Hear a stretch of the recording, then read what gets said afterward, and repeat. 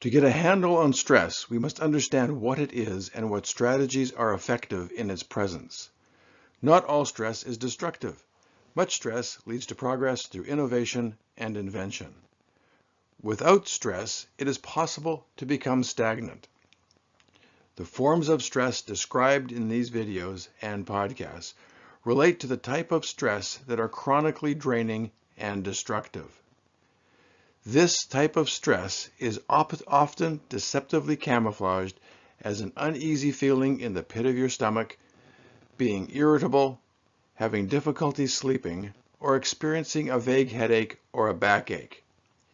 If we hope to take aim and effectively deal with stress, we must first strip away the camouflage so we know where to set our sights. There is the stress of imminent danger, the stress of threatened identity, the stress of uncertainty, the stress of covering responsibility, and the stress of transgressions. The strategies to deal with stress differ based on the cause of the stress. This presentation is a review of the stress caused during those times in our lives where we find that we are responsible for others that are either unwilling or unable to be responsible for themselves. These times are reported to be among the most stressful. Resilience and stress go hand in hand. Resilience is needed most during times of stress. And if stress is handled properly, it will strengthen your resilience. Resilience is your soul's covering during times of stress. Treat it kindly and spend it wisely. In the New Testament, it is written, "Each of you must take responsibility for doing the creative best you can with your own life." This is found in Galatians 5, verse 6.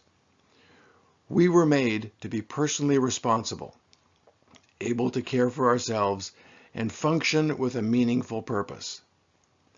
There are times, however, when this is not possible, and you are in the position where you have to provide necessary care, boundaries, and security for someone you care about that is either not willing or not able to function independently.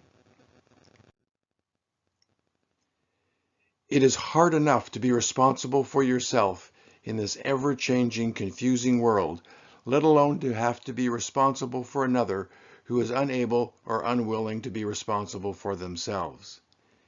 It has been claimed that one of the most stressful life experiences is to be the spouse of someone with dementia. Day-to-day life feels like a prison with a life sentence. Both you and the person you are caring for are trapped. You never know what to expect, as you, as the responsible party, are often the target of accusation, disrespect, and abuse. You know, as you walk through the day, you'll step on a landmine. You just don't know when. The following are the areas where you are most likely to face this type of covering responsibility stress. The stress of parenting is enormous. It takes you through stages of caring for a completely independent and vulnerable little creature through times of adolescent rebellion and irresponsibility to phases of struggles in early adulthood. I wonder if anyone is really equipped to be a parent. It is one thing to be a parent with this stress of responsibility for another when you are young. It is another thing when you are older. I don't know how grandparents can raise their grandchildren. Yet, I live in a state where it is reported that 60% of the grandparents are currently raising their grandchildren. The responsibility for this kind of necessary parenting is very stressful.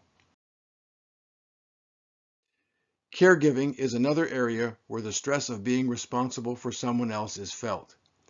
That caregiving could be that most stressful life experience of caring for a spouse with dementia, to caring for an aging parent, to caring for a disabled child, or even keeping an eye on an aging neighbor.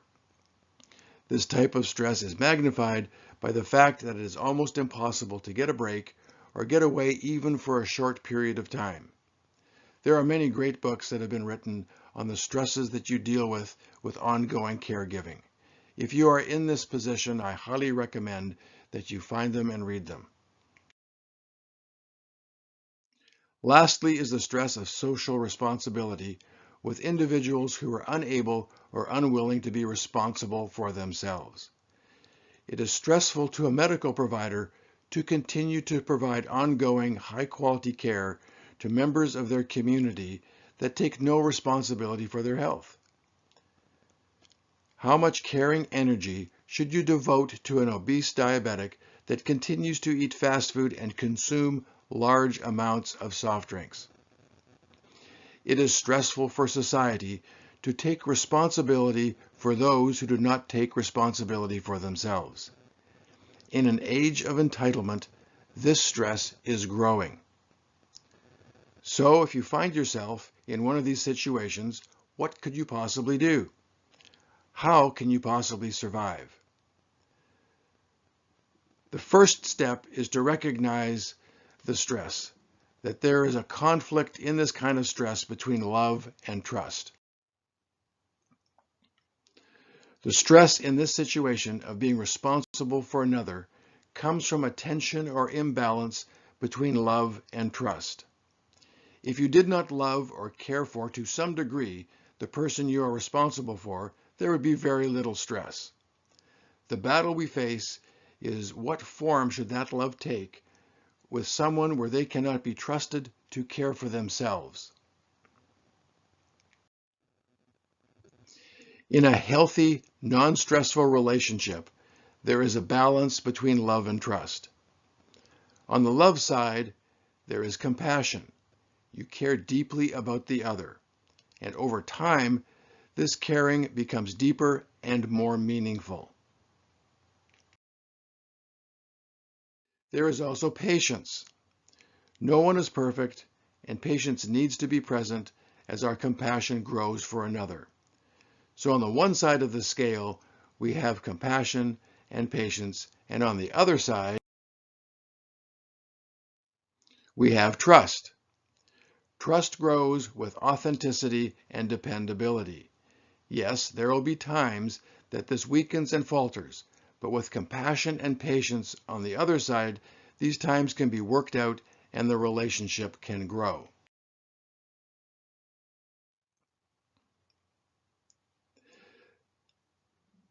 There is also a responsibility. When you can trust the other will share the load and burdens in life, the trust grows and the relationship gets stronger.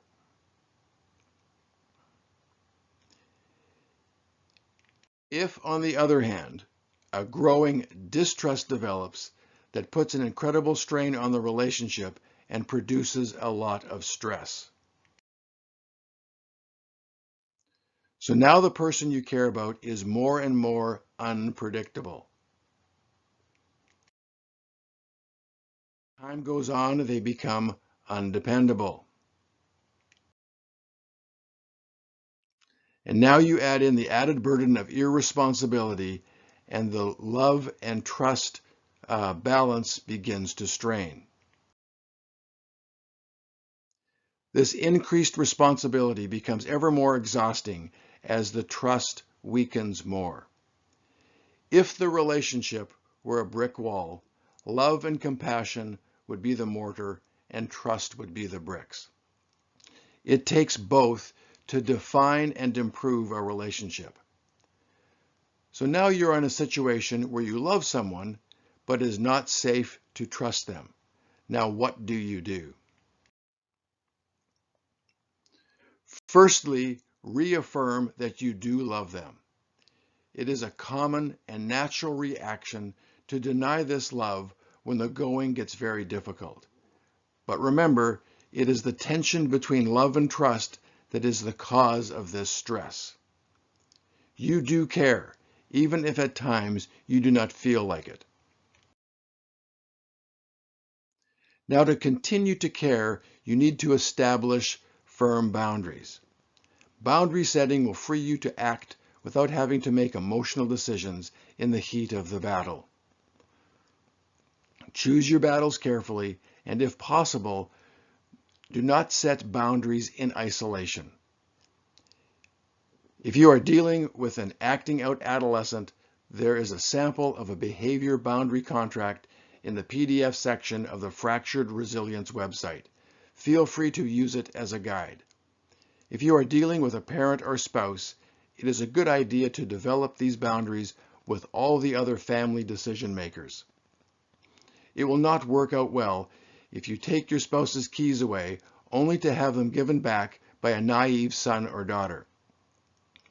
You may need boundaries or contracts for behavior problems with a rebellious adolescent, a family member with addiction issues, an aging parent, such as looking at when it is safer for them to not be driving or cooking or using a ladder. An adult child requesting money also is an area where boundaries need to be set. These boundaries can be difficult to set in the heat of the moment when things are not going well. Try to think ahead and start the discussion early. There are many times when the burden of this type of stress is just too much. You need help. This help could come from other family members, neighbors, community or church programs, or other groups. Explore what is available early. Develop a plan and how and when that plan will need to be implemented. Do not wait until you are too exhausted to call in for any help. As mentioned in some of the other podcasts and videos of different types of stress, remember to be and stay deliberately thankful. This battle between love and trust, as you are responsible for a loved one, can easily drag you into a deep pit of despair. Take time daily to write out at least 5 things that you are thankful for. It may save your sanity.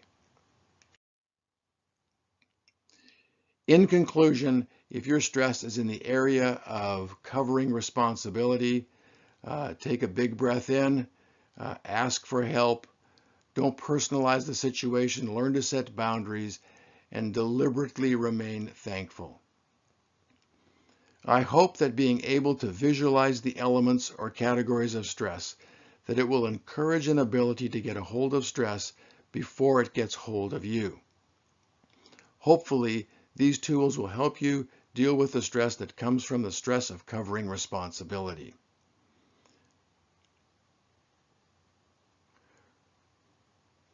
Remember to live humbly and honestly with thanksgiving, and you'll have a lot less destructive stress.